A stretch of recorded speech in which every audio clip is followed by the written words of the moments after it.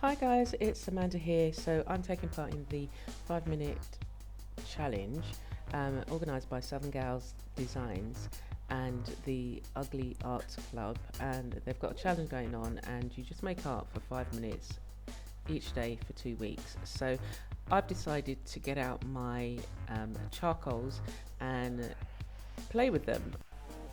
They've been sitting in one of my drawers for a number of years, and so 5 minutes is a good way for me to kind of dip my toe in, play with the supplies and not feel too overwhelmed. So over the next 2 weeks you're going to see a daily image, face, and I'll be using a variety. I've got 5 different types of charcoal, so I'm going to be using a variety of charcoals.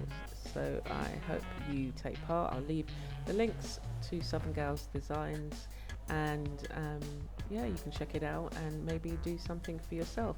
You know, you don't have to create a face. I like creating faces anyway, but you can do anything for 5 minutes, and I think it's worth a try so that you can then nurture yourself back into spending longer. So I hope you enjoy, and I hope you come back and see the other images that I'm going to be creating over the next 2 weeks for this 5 minute challenge.